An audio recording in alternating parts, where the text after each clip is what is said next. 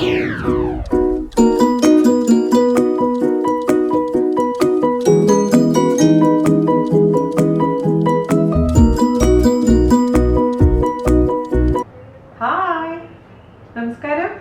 എന്തുണ്ട് വിശേഷം? എല്ലാവരും സുഖം തന്നെ വിശ്വസിക്കുന്നു. ഞങ്ങളിവിടെ സുഖമായിരിക്കുന്നു. അപ്പോൾ ഞാനിന്ന് വന്നിരിക്കുന്നത് താറാവ് റോസ്റ്റിന്റെ റെസിപ്പി ആയിട്ടാണ്. നിങ്ങൾ ഒരുപാട് പേർക്ക് പരാതിയായിരുന്നു അല്ലേ, വീൺ ചേച്ചി താറാവ് ഇടുന്നില്ല എന്ന്. അപ്പൊ എന്തായാലും ക്രിസ്മസ് സ്പെഷ്യൽ ആയിട്ട് താറാവ് റോസ്റ്റ് ആയിട്ട് വന്നിട്ടുണ്ട്. ഇന്നത്തെ താറാവ് റോസ്റ്റിന്റെ പ്രത്യേകത എന്താണെന്ന് വെച്ച് കഴിഞ്ഞാൽ പൊരിച്ചിട്ടാണ് നമ്മൾ റോസ്റ്റ് ആക്കുന്നത്, സാധാരണ റോസ്റ്റ് അല്ല കേട്ടോ. അപ്പോ ഈ ബാക്കിയുള്ള ദിവസമൊക്കെ എങ്ങനെയാ റോസ്റ്റ് ഒക്കെ പൊരിക്കുകയാണ് ജീവിതത്തിൽ ആദ്യമായിട്ടല്ലേ താറാവ് റോസ്റ്റ് ഉണ്ടാക്കിയത്? ഉണ്ടാക്കിയപ്പോ അടിപൊളിയായി വന്നപ്പോഴേ അവർക്ക് ഞാൻ കൊടുത്തത്. ആദ്യമായിട്ടല്ലത്, രണ്ടാമത്തെ പ്രാവശ്യം. അവരോടാണ് ഞാൻ പറഞ്ഞത്. പ്രേക്ഷകർക്ക് അറിയാം, അവര് സ്ഥിരമായിട്ട് ഉണ്ടാക്കുന്ന ആൾക്കാരുണ്ടാവുമല്ലോ. ഞാൻ ആദ്യമായിട്ടാണെങ്കിൽ പോലും. അപ്പൊ ഞാൻ താറാവ് കഴിക്കാത്തതുകൊണ്ടാണ്. ഇത് മാത്രമല്ല, ഞാനുള്ള കാര്യമൊന്നും അല്ല, പക്ഷെ ഉണ്ടാക്കി കൊടുത്തപ്പോ നന്നായി പറഞ്ഞു. അപ്പോ ഇന്നത്തെ താറാവ് റോസ്റ്റ് എനിക്ക് റെസിപ്പി തന്നത് എന്റെ പ്രിയപ്പെട്ട സുനന്ദ മാമയാണ്. സുനന്ദ മാമയ്ക്ക് ഒരുപാട് താങ്ക്സ് ഉണ്ട്. മാമയുടെ അമ്മൂമ്മയുടെ റെസിപ്പിയാണ്. അപ്പൊ പിന്നെ കിടിലനായിരിക്കും എന്ന് പ്രത്യേകിച്ച് പറയേണ്ട കാര്യമില്ലല്ലോ അല്ലെ. അവിടെ ഹിറ്റായുള്ള റെസിപ്പിയാണ്. മാമ എന്നോട് പറഞ്ഞു ക്രിസ്മസ് ആയിട്ട് എന്തായാലും വീണ റെസിപ്പി ഇടുന്നു. തീർച്ചയായിട്ടും മാമ ഞാൻ ഇട്ടിട്ടുണ്ട്. അപ്പൊ ഒരുപാട് താങ്ക്സ് വീണ്ടും ഞാൻ പറയാണ്. അപ്പോൾ നിങ്ങളുടെ അടുത്ത് താറാവ് അഥവാ ഇല്ല എന്നുണ്ടെങ്കിൽ സെയിം റെസിപ്പി നമുക്ക് ചിക്കൻ വെച്ചിട്ടും ചെയ്യാം കേട്ടോ. പക്ഷെ സ്പൈസ് ലെവൽ കുറച്ചൊന്ന് കുറയ്ക്കണം. കാരണം താറാവ് ആയതുകൊണ്ട് ഞാൻ കുറച്ചധികം സ്പൈസ് ഇട്ടിട്ടുണ്ട്, അതായത് എരിവൊക്കെ കുറച്ച് കൂട്ടിയിട്ടിട്ടുണ്ട്. ചിക്കൻ ആവുമ്പോൾ ഇത്ര വേണ്ടി വരില്ല. പക്ഷെ ബാക്കിയുള്ള പ്രൊസീജിയറൊക്കെ സെയിം പോലെ ചെയ്താൽ മതി, അതും അടിപൊളിയായിട്ട് വരും. അതുപോലെ തന്നെ നമ്മുടെ വീണാസ് കറിവേൾഡിന്റെ ക്രിസ്മസ് പ്ലേലിസ്റ്റ് നോക്കാൻ മറക്കരുത് കേട്ടോ. അതിൽ ഒരുപാട് ക്രിസ്മസിനൊക്കെ പറ്റുന്ന വിഭവങ്ങൾ ഓൾറെഡി ഇട്ടിട്ടുണ്ട്. അപ്പോൾ അതിന്റെ ലിങ്ക് ഞാൻ നമ്മുടെ ഡിസ്ക്രിപ്ഷൻ ബോക്സിൽ തരാം. അപ്പൊ അത് നോക്കി എന്താ പറയാ മെനു ഒക്കെ പ്ലാൻ ചെയ്യുകയാണെങ്കിൽ കുറച്ചും കൂടി ഈസി ആയിരിക്കും. ഇനി നേരം വൈകുന്നില്ല, ഒട്ടും താമസിച്ചിട്ട് നമുക്ക് എങ്ങനെയാണ് ഈസി പീസി ആയിട്ടുള്ള നമ്മൾ പൊരിച്ച താറാവ് റോസ്റ്റ് തയ്യാറാക്കാം എന്ന് നോക്കിയിട്ട് വരാം. ഓക്കെ, അപ്പൊ നമുക്ക് താറാവ് പൊരിച്ചതുണ്ടാക്കാൻ തുടങ്ങിയാലോ. അതിനുവേണ്ടി ഞാനിവിടെ 1 കിലോ താറാവ് എടുത്തിട്ടുണ്ട്. മീഡിയം പീസസ് ആയിട്ട് മുറിച്ചിട്ടുണ്ട്. ഇപ്പോൾ സ്കിന്നോട് കൂടിയിട്ടുള്ള താറാവാണ് സാധാരണ ഉപയോഗിക്കാറ്. ഞാൻ ഒരുപാട് സ്കിന്ന് യൂസ് ചെയ്തിട്ടില്ല, കാരണം ജാനിന് കൊടുത്തപ്പോൾ കഴിഞ്ഞ പ്രാവശ്യം ഉണ്ടാക്കി കൊടുത്തപ്പോൾ ജാനിന് സ്കിന്ന് വലിയ താല്പര്യം തോന്നിയില്ല. അതുകൊണ്ട് സ്കിൻ ഞാൻ കുറച്ചേ എടുത്തിട്ടുള്ളൂ. പക്ഷേ സ്കിന്നോട് കൂടി ഉള്ളതാണ് കൂടുതൽ നല്ലതെന്നാണ് താറാവ് ഇഷ്ടപ്പെടുന്നവർ പറയുന്നത് കേട്ടോ. അപ്പോൾ നിങ്ങൾക്ക് സ്കിന്ന് വേണമെങ്കിൽ വെക്കാം, അല്ലെങ്കിൽ സ്കിന്ന് റിമൂവ് ചെയ്തിട്ടും ഉണ്ടാക്കാം. അപ്പോൾ ഞാൻ ക്ലീൻ ചെയ്യുന്ന സമയത്ത് 1 ടേബിൾ സ്പൂൺ വിനീഗറും 1 ടേബിൾ സ്പൂൺ ഉപ്പും കൂടി ഇട്ടിട്ട് ഒരു 10 മിനിറ്റ് വെച്ചിട്ടുണ്ടായിരുന്നു. അതിനുശേഷം നന്നായിട്ട് ഞരടി വാഷ് ചെയ്തു. പിന്നെ വീണ്ടും നല്ല വെള്ളത്തിൽ വാഷ് ചെയ്ത് ഒട്ടും വെള്ളമില്ലാണ്ട് എടുത്ത് വെച്ചിരിക്കുന്ന താറാവാണ് കേട്ടോ. മാത്രമല്ല ഇത് ഫ്രോസൺ താറാവാണ്. ഇവിടെ ഫ്രഷ് താറാവ് കിട്ടാറില്ല. ഞാൻ സ്പിന്നീസിൽ നിന്നാണ് വാങ്ങിച്ചത്. ഫ്രോസൺ താറാവിന് ഇങ്ങനെ ഒരു എന്താ പറയുക, ഒരു ബാഡ് സ്മെല്ല് ഉണ്ടാവില്ല എന്ന് പറയും. അതേസമയം ഫ്രഷ് താറാവിന് ഒരു പ്രത്യേക ടൈപ്പ് സ്മെല്ല് ഉണ്ടെന്നൊക്കെ പറഞ്ഞു കേട്ടിട്ടുണ്ട്, എനിക്കറിയില്ല. എനിവേ, അപ്പോൾ ഇത് ഫ്രോസൺ ആണ്. നിങ്ങൾക്ക് ഫ്രഷ് ഉപയോഗിച്ചിട്ടും സെയിം റെസിപ്പി തന്നെ ചെയ്യാം. ഓക്കെ, അപ്പോൾ നമുക്കിത് മാറ്റി വയ്ക്കാം. ഇനി നമുക്ക് എന്താ ചെയ്യേണ്ടതെന്ന് വെച്ച് കഴിഞ്ഞാൽ ഒരു കടായി എടുക്കുക. ആ കടായിയുടെ ഉള്ളിലോട്ട് കുറച്ച് സംഭവങ്ങൾ ഇട്ട് കൊടുക്കണം. അപ്പോൾ ആദ്യം തന്നെ ഞാനൊരു 10 ചെറിയുള്ളി ചെറുതാക്കി കട്ട് ചെയ്ത് വെച്ചിട്ടുണ്ട്. അതുപോലെ തന്നെ ഒരു സവാള ഒരു മീഡിയം സൈസ് സവാളയും നൈസാക്കി അരിഞ്ഞു വെച്ചിട്ടുണ്ട്. അത് രണ്ടും ചേർത്ത് കൊടുക്കുക. അപ്പോൾ നിങ്ങളുടെ അടുത്ത് ചെറിയുള്ളി ഇല്ല എന്നുണ്ടെങ്കിൽ അതിന് പകരമായിട്ട് അര സവാളയും കൂടി എക്സ്ട്രാ ചേർത്താൽ മതി. അതായത് മൊത്തത്തിൽ 1.5 സവാള. ഇപ്പോൾ ഇവിടെ ചെറിയുള്ളി ഉള്ളതുകൊണ്ട് ഞാൻ 1 സവാള എടുക്കുന്നുള്ളൂ. അപ്പോൾ 1 സവാളയും 10 ചെറിയുള്ളിയും ഇട്ട് കൊടുത്തിട്ടുണ്ട്. ഇതിങ്ങനെ കൈ കൊണ്ട് ഞരടിയിട്ടുണ്ടെങ്കിൽ ഞാൻ വേറിട്ട് വരും. ഇനി നമുക്ക് ഇതിലേക്ക് ചേർത്ത് കൊടുക്കേണ്ടത് ഇഞ്ചി വെളുത്തുള്ളി പച്ചമുളകിൻ്റെ പേസ്റ്റാണ്. ഞാനിവിടെ 6 അല്ലി വെളുത്തുള്ളി എടുത്തിട്ടുണ്ട്, മീഡിയം സൈസ് ഇഞ്ചി, പിന്നെ ഒരു 6 പച്ചമുളക് നന്നായിട്ട് അരച്ച് വെച്ചിട്ടുള്ളതാണ്. അതും ചേർത്ത് കൊടുക്കാം. അരച്ചിട്ടില്ലെങ്കിൽ ചതച്ചിട്ട് കൊടുത്താലും മതിയാവും കേട്ടോ. പിന്നെ ഞാനിതിലേക്ക് ചേർത്ത് കൊടുക്കാൻ പോകുന്ന അല്പം മഞ്ഞൾപ്പൊടിയാണ്. ഒരു 1/4 ടീസ്പൂൺ മഞ്ഞൾപ്പൊടി ചേർത്ത് കൊടുത്തിട്ടുണ്ട്. പിന്നെ വേണ്ടത് നല്ല മുളക് പൊടി 1.5 ടേബിൾ സ്പൂൺ ഇട്ട് കൊടുക്കുന്നുണ്ട്. പിന്നെ എരിവിൻ്റെ കാര്യങ്ങളൊക്കെ നിങ്ങളുടെ സ്വന്തം ഇഷ്ടത്തിനനുസരിച്ച് മാറ്റം വരുത്തണം. ഇതിപ്പോൾ അത്യാവശ്യം നല്ല സ്പൈസി ആയിട്ടുള്ളൊരു ഡിഷാണ്. അതുകൊണ്ട് 1.5 ടേബിൾ സ്പൂൺ നല്ല മുളക് പൊടിയും പച്ചമുളക് 6 ചേർത്ത് കൊടുത്തിട്ടുണ്ട് നമ്മൾ. പിന്നെ നമുക്ക് ഇതിലേക്ക് ചേർത്ത് കൊടുക്കേണ്ടത് മല്ലിപ്പൊടിയാണ്. മല്ലിപ്പൊടി സെയിം ഞാൻ നമ്മുടെ മുളക് പൊടിയുടെ അളവ് തന്നെയാണ് ഫോളോ ചെയ്യുന്നത്. അതായത് 1.5 ടേബിൾ സ്പൂൺ, ടീസ്പൂൺ അല്ല, വലിയ സ്പൂണിൽ 1.5 ടേബിൾ സ്പൂൺ ഇട്ട് കൊടുത്തിട്ടുണ്ട്. ഇനി പൊടിയുടെ കൂട്ടത്തിൽ നമുക്ക് ചേർത്ത് കൊടുക്കേണ്ടത് ഗരം മസാലയാണ്. ഗരം മസാല ഇപ്പോൾ 1/2 ടീസ്പൂൺ ഇട്ട് കൊടുത്തിട്ടുണ്ട്. പിന്നെ അവസാനം നമുക്ക് ഗരം മസാല വേണ്ടി വരും. അപ്പോൾ ഇത്ര പൊടികൾ ചേർത്ത് കൊടുത്തിട്ടുണ്ട്. ഇനി നമുക്ക് ചേർത്ത് കൊടുക്കേണ്ടത് ഉപ്പാണ്. ഉപ്പ് ആവശ്യത്തിന് ചേർത്ത് കൊടുക്കുക. പിന്നെ അവസാനം പോരാന്നുണ്ടെങ്കിൽ ചേർത്ത് കൊടുക്കാവുന്നതേ ഉള്ളൂ. പിന്നെ കുറച്ച് കറിവേപ്പില, ഒരല്പം വെളിച്ചെണ്ണയുടെ അളവൊക്കെ ഡിപ്പെൻസ് കേട്ടോ. ഞാനിപ്പോൾ ഇവിടെ ഒരു ടേബിൾ സ്പൂൺ വെളിച്ചെണ്ണ ഒഴിച്ച് കൊടുത്തിട്ടുണ്ട്. ഇതെല്ലാം കൂടി നന്നായിട്ടങ്ങ് ആദ്യം ഞരടുക. പിന്നെ വേറൊരു സംഭവം ചേർക്കാൻ മറന്നിട്ടുണ്ട്. എന്താണെന്നറിയാമോ? വിനീഗർ. ഈ റെസിപ്പിയിൽ നമ്മൾ തക്കാളി ചേർക്കുന്നില്ല, അതിന് പകരമായിട്ട് വിനീഗറാണ് ചേർക്കാൻ പോകുന്നത്. ഇതിലോട്ട് നമുക്കൊരു 2 ടേബിൾ സ്പൂൺ വിനീഗർ ഇപ്പോൾ ചേർത്ത് കൊടുക്കാം. പിന്നെ നോക്കിയിട്ട് അവസാനം വേണമെന്നുണ്ടെങ്കിൽ എക്സ്ട്രാ ചേർത്ത് കൊടുക്കാം കേട്ടോ. 2 ടേബിൾ സ്പൂൺ ചേർത്ത് കൊടുത്തിട്ടുണ്ട്. എന്നിട്ട് നന്നായിട്ട് അങ്ങ് മിക്സ് ചെയ്യുക. ഈ സമയത്ത് ഇതിൻ്റെ ടേസ്റ്റ് ഒന്ന് നോക്കുക. എല്ലാം പാകത്തിനുണ്ട്. നമുക്കിതിലോട്ട് താറാവിൻ്റെ കഷ്ണങ്ങളും കൂടെ ചേർത്തിട്ട് നന്നായിട്ട് അങ്ങ് മിക്സ് ചെയ്യാം. ഇത് നിങ്ങൾക്ക് തിരക്കുണ്ടെന്നുണ്ടെങ്കിൽ കുക്കറിൽ ചെയ്യാം. അപ്പോൾ കുക്കറിലാണെങ്കിൽ മീഡിയം ഫ്ലെയിമിലിട്ടതിന് ശേഷം ഒരു 2-3 വിസിൽ വന്നതിന് ശേഷം ഓഫ് ചെയ്യുക. അതിന് ശേഷം തുറക്കുക. പക്ഷേ ഞാനിപ്പോൾ ഇവിടെ സ്ലോ കുക്കിംഗ് ആണ് ചെയ്യുന്നത്. അതായത് മീഡിയം ഫ്ലെയിമിലിട്ടതിന് ശേഷം ഇത് അടച്ചു വയ്ക്കും. എന്നിട്ട് പതുക്കെ കുക്ക് ചെയ്തെടുക്കും. അപ്പോൾ കഴിഞ്ഞ പ്രാവശ്യം ഞാൻ ബീഫും കായും ചെയ്തിട്ടുണ്ടായിരുന്നില്ല, അതുപോലെ തന്നെ. അപ്പോൾ സ്ലോ കുക്കിംഗ് ചെയ്യുന്ന മീറ്റിനും നമ്മൾ ഫാസ്റ്റായിട്ട് കുക്ക് ചെയ്യുന്ന മീറ്റിനും തമ്മിൽ ഒരുപാട് ടേസ്റ്റ് ഡിഫറൻസ് ഉണ്ടെന്നാണ് പറയുന്നത്. ഇവിടെ ടേസ്റ്റിന് ഇമ്പോർട്ടൻ്റ് ഉള്ളതുകൊണ്ട് മാത്രമല്ല, എനിക്ക് സമയമുള്ളതുകൊണ്ടും ഞാനിവിടെ പാത്രത്തിൽ അടച്ചു വെച്ചിട്ടാണ് കുക്ക് ചെയ്യുന്നത്. ഇനി ഇതിലോട്ട് നമുക്ക് ഒരു ഗ്ലാസ് ചൂടുവെള്ളം ഒഴിച്ചു കൊടുക്കണം. ഓക്കെ, ഇപ്പോൾ ഒരു ഗ്ലാസ് ചൂടുവെള്ളം ഒഴിച്ചു കൊടുത്തിട്ടുണ്ട്. നന്നായി മിക്സ് ചെയ്ത് കൊടുക്കുക. ഇത് അടച്ചു വെച്ചിട്ട് മീഡിയം ഫ്ലെയിമിൽ നമുക്ക് കുക്ക് ചെയ്തെടുക്കുക. എന്നിട്ട് ഇടയ്ക്കിടയ്ക്ക് തുറന്ന് നോക്കാൻ മറക്കരുത്. അഥവാ വെള്ളം കുറവാന്ന് തോന്നുകയാണെങ്കിൽ ചൂടുവെള്ളം ഒഴിച്ചു കൊടുക്കണം കേട്ടോ. അപ്പോൾ ഓരോ ഗ്യാസ് അനുസരിച്ച് മാറ്റങ്ങൾ വരും ടെമ്പറേച്ചറിൽ. അപ്പോൾ ശ്രദ്ധിക്കുക. ഒട്ടും അങ്ങനെ എന്താ പറയുക, കരിഞ്ഞു പോകാൻ പാടില്ല. നമ്മൾ നോൺ സ്റ്റിക്ക് ആയതുകൊണ്ട് അടിയിലൊന്നും പിടിക്കില്ല. എന്നാലും ഇടയ്ക്ക് തുറന്ന് നോക്കാൻ മറക്കരുത് കേട്ടോ. ഞാൻ പറഞ്ഞ പോലെ കുക്കറിലാണെന്നുണ്ടെങ്കിൽ ഇത് വെള്ളം ഒഴിച്ചിട്ടങ്ങ് മീഡിയം ഫ്ലെയിമിൽ വിസിൽ വെച്ചാൽ മതി. അപ്പോൾ ഇത് അടച്ച് വെച്ചിട്ടങ്ങ് കുക്ക് ചെയ്തെടുക്കാം നമുക്ക്. അപ്പോൾ ഇടയ്ക്കൊന്ന് ഇളക്കി കൊടുക്കാൻ മറക്കരുത് കേട്ടോ. അപ്പോൾ ഇത് ഏകദേശം അര ഭാഗം വെന്തിട്ടുണ്ടെങ്കിൽ കുറച്ചും കൂടെ നേരം അടച്ച് വെച്ച് കഴിഞ്ഞാൽ അതങ്ങ് മുഴുവനും കുക്ക് ആയിക്കോളും. അപ്പോൾ നമുക്കിത് കുറച്ച് നേരം കൂടെ അടച്ച് വെച്ചിട്ട് കുക്ക് ചെയ്യണം. അതിനുശേഷം വേണം ബാക്കിയുള്ള പ്രൊസീജിയർ ചെയ്യാം കേട്ടോ. അപ്പോൾ നമ്മുടെ ഡക്ക് കുക്കായിട്ടുണ്ട്.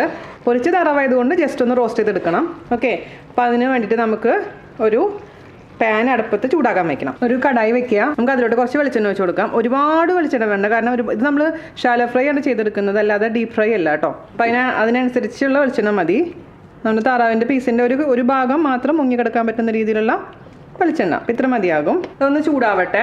മീഡിയം ചൂടാവുന്ന സമയത്ത് നമുക്ക് ആ ഗ്രേവിയിൽ നിന്ന് താറാവിൻ്റെ പീസ് മാത്രം അങ്ങ് കോരിയെടുത്തിട്ട് ഇതിലേക്ക് ഇട്ടിട്ട് തിരിച്ചും മറിച്ചിട്ടിട്ട് അങ്ങ് റോസ്റ്റ് ചെയ്തെടുക്കണം കേട്ടോ. അപ്പോൾ നമ്മുടെ എണ്ണ ചൂടായിട്ടുണ്ട് കേട്ടോ. മീഡിയം ചൂടായിരിക്കുന്ന എണ്ണയിലോട്ട് ഓരോ കഷ്ണങ്ങളും ഇട്ട് കൊടുക്കുക ഗ്രേവിയിൽ നിന്ന് എടുത്തിട്ട് കേട്ടോ. 2-3 ബാച്ചായിട്ട് ഫ്രൈ ചെയ്തെടുത്താൽ മതി. ഓവറായിട്ട് ഫ്രൈ ചെയ്യാൻ നിൽക്കണ്ട. നന്നായിട്ട് ഇടയ്ക്ക് 2 സൈഡൊന്ന് ജസ്റ്റ് ഒന്ന് മുരിഞ്ഞാൽ മാത്രം മതിയാവും. ഈ മസാലയൊക്കെ ഓൾറെഡി ഈ താറാവുമ്മിലുണ്ട്.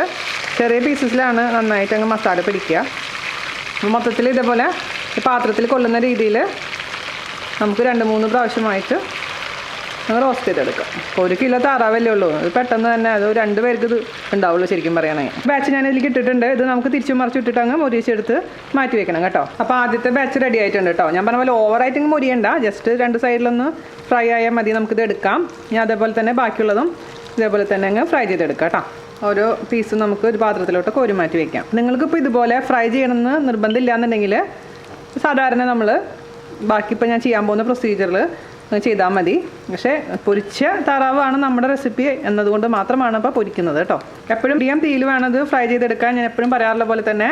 ഇപ്പോൾ 2ാമത്തെ ബാച്ച് ഫ്രൈ ചെയ്തിരിക്കുന്നത് റെഡി ആയിട്ടുണ്ട്. അത് നമ്മൾ കോരിയെടുക്കാനും കഴിഞ്ഞു കേട്ടോ. നമ്മൾ ചിക്കൻ്റെ പോലെയല്ല, താറാവ് 1 കിലോ എന്ന് പറഞ്ഞാലും ഉണ്ടാക്കി വരുമ്പോൾ ക്വാണ്ടിറ്റി വളരെ കുറവുള്ള പോലെയാണ്. ഇനി നമുക്ക് കുറച്ച് കാര്യങ്ങൾ റോസ്റ്റ് ചെയ്യാനുണ്ട്. അപ്പോൾ നിങ്ങൾക്ക് വേണമെന്നുണ്ടെങ്കിൽ ഈ സെയിം എണ്ണ ഉപയോഗിക്കാം. അതല്ലാന്നുണ്ടെങ്കിൽ വേറെ പുതിയ എണ്ണ ഉപയോഗിക്കാം. ഞാനിപ്പോൾ ഇതിൽ തന്നെ കുറച്ച് മാറ്റിയതിന് ശേഷം ഇതിൽ തന്നെയാണ് വെളുത്തുള്ളിയും അതുപോലെ തന്നെ ചെറിയുള്ളിയും റോസ്റ്റ് ചെയ്യാൻ പോകുന്നത്. കാരണം എല്ലാ മസാല ഇതിലുണ്ട്. അപ്പോൾ അതിന് ഭയങ്കര ടേസ്റ്റ് ആയിരിക്കും. പക്ഷേ താല്പര്യമില്ലെങ്കിൽ പുതിയ വെളിച്ചെണ്ണ എടുത്തിട്ട് നമുക്ക് ചെയ്യാം കേട്ടോ. ഓക്കെ, അപ്പോൾ നമ്മുടെ ഇതിൽ നിന്ന് ഞാൻ കുറച്ച് വെളിച്ചെണ്ണ മാറ്റി വെച്ചിട്ടുണ്ട്. ഇതിപ്പോൾ ഒരു 2 ടേബിൾ സ്പൂൺ വെളിച്ചെണ്ണ വരുള്ളൂ. അതിലോട്ട് നമുക്ക് ഞാനിവിടെ വെളുത്തുള്ളിയും അതുപോലെ ചെറിയുള്ളിയാണ് എടുത്തിരിക്കുന്നത്. നിങ്ങളുടെ അടുത്ത് ചെറിയുള്ളി ഇല്ലയെന്നുണ്ടെങ്കിൽ ഒരു ചെറിയ സവാള നൈസായി അരിഞ്ഞിട്ട് കൊടുത്താൽ മതി. ഞാനിപ്പോൾ ഇവിടെ 10 അല്ലി ചെറിയുള്ളിയും അതുപോലെ തന്നെ 10 അല്ലി വെളുത്തുള്ളിയാണ് എടുത്തിരിക്കുന്നത്. ഇത് നമുക്ക് നല്ല മൊരിയുന്ന വരെ അങ്ങ് റോസ്റ്റ് ചെയ്തെടുക്കണം. അപ്പോഴാണ് കറക്റ്റായിട്ടുള്ള പൊരിച്ച് താറാവുന്നുള്ള ആ ഒരു രീതിക്ക് വരുള്ളൂ. ഇതിലേക്ക് ഒരു അല്പം ഉപ്പ് ചേർത്ത് കൊടുക്കാൻ പോവാണ്, ഈ ഉള്ളിലേക്ക് മാത്രം. മറ്റേതിൽ ഉപ്പ് നോക്കിയിട്ട് വേണം കേട്ടോ. കുറച്ചിടാൻ പാടില്ലേ. നന്നായിട്ട് അങ്ങ് മൊരിച്ചെടുക്കുക. ഇവിടെ കിട്ടുന്ന താറാവിൻ്റെ വെയിറ്റ് നോക്കിയപ്പോൾ 2 കിലോ ആയിരുന്നു കേട്ടോ. 2 കിലോ ഉള്ള താറാവിന് പകുതിയായിട്ട് മുറിച്ചു. പകുതിയാണ് ഇപ്പോൾ ഞാനിവിടെ എടുത്തിരിക്കുന്നത് 1 കിലോ ആയിട്ട്. 1 കിലോ ഞാൻ ഓൾറെഡി തന്നെ വീഡിയോ ചെയ്യുന്നതിനേക്കാളും മുൻപ് തന്നെ റെസിപ്പി ട്രയലിന് വേണ്ടി എടുത്തിട്ടുണ്ടായിരുന്നു. അങ്ങനെയാണ് താറാവ് വെച്ചിരിക്കുന്നത്. അപ്പോൾ നിങ്ങൾക്ക് കിട്ടുന്ന താറാവിന് നിങ്ങൾക്ക് വേണമെങ്കിൽ ഒരുമിച്ച് വെക്കാം, അല്ലെങ്കിൽ ഈ പറഞ്ഞ പോലെ പകുതിയായിട്ട് ഉണ്ടാക്കാവുന്നതേ ഉള്ളൂ. അപ്പോൾ നമ്മുടെ ചെറിയുള്ളിയും അതുപോലെ തന്നെ വെളുത്തുള്ളിയും നന്നായിട്ട് മൊരിഞ്ഞിട്ടുണ്ട്. നന്നായിട്ട് മൊരിയണം കേട്ടോ, പ്രത്യേകിച്ച് ശ്രദ്ധിക്കണം. പിന്നെ ഞാൻ പറഞ്ഞ പോലെ തന്നെ മീഡിയം ഫ്ലെയിമിലിട്ട് മൊരിക്കാൻ പാടുള്ളൂ. നമുക്കിനി ഇത് നമ്മുടെ ഗ്രേവിയിലോട്ട് അങ്ങ് ചേർത്ത് കൊടുക്കാം. കാരണം വലിയ പാത്രത്തിലോട്ട് ചെയ്യാനാണ് ഞാൻ ഇഷ്ടപ്പെടുന്നത്. അതുകൊണ്ട് ഇനി ഇത് നന്നായിട്ട് വെള്ളം വറ്റിച്ചെടുക്കണം. ഇനി നമുക്ക് ഇത് ഹൈ ഫ്ലെയിമിൽ വെക്കാം. നന്നായി മിക്സ് ചെയ്ത് കൊടുക്കുക എല്ലാം കൂടിയിട്ട്.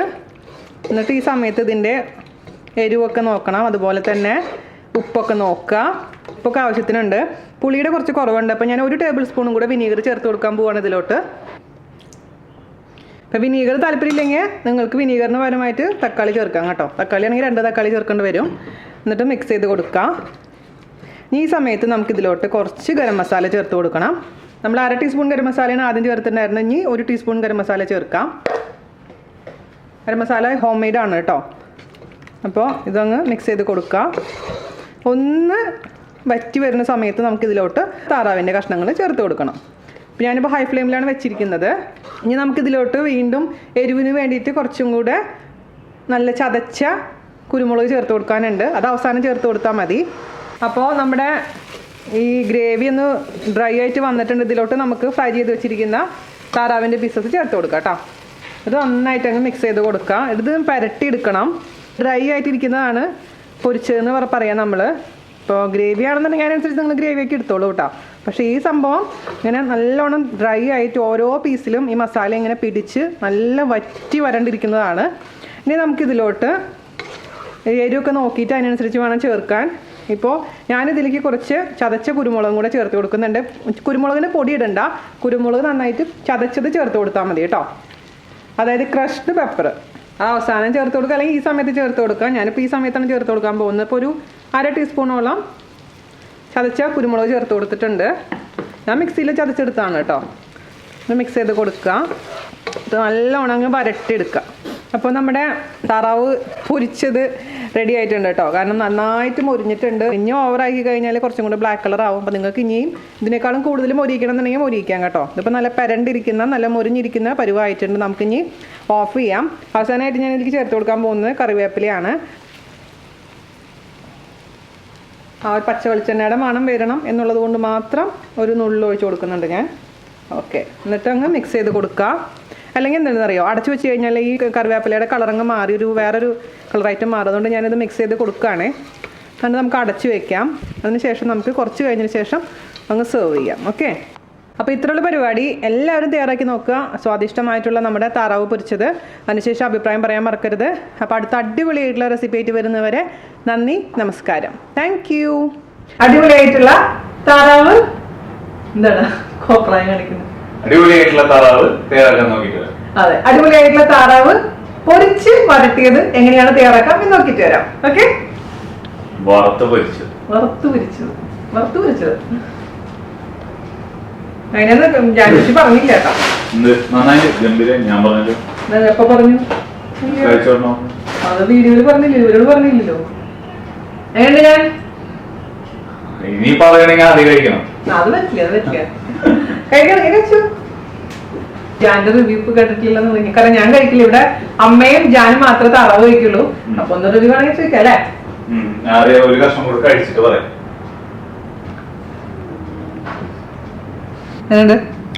ഗംഭീരമായിട്ട് കള്ള് ഷാപ്പിൽ നിന്ന് കിട്ടുന്ന പോലെ ആയിട്ടുണ്ട്. ഷാപ്പിന്റെ ഓർമ്മകൾ നൊസ്റ്റാൾജിക് താറാവ്. നീ എങ്ങനെ ഈ ആങ്കരയെ താറാവിനെ നാടൻ താറാവാക്കി മാറ്റിയാണ്? കൊറേ വരട്ടിന്നോണ്. വരട്ടി അതിന്റെ നെയ്യ് കൂട്ടി കളഞ്ഞ തോന്നി. അല്ലെങ്കിൽ ഈ ആങ്കരയെ താറാവിന് ഒരു നാടൻ താറാവിന്റെ രസം വരാൻ വഴിയില്ലല്ലേ? പേപ്പറിലാണ് താറാവ് തിന്നു. എനിക്ക് വയ്യ. പ്ലേറ്റ് ഇല്ലാത്ത വീട് പോലെ വാഴയില ഫ്രിഡ്ജിലുണ്ടോ ഞാൻ പറഞ്ഞില്ലേ? നമ്മള് ദാരിദ്ര്യം പിടിച്ചവര് നന്നായാലും ദാരിദ്ര്യം മറക്കരുതല്ലോ. താങ്ക് യു ടാ. ഇപ്പൊ ബാറ്ററി കഴിയത് ആകെ താടി മുടി വളർത്തിയ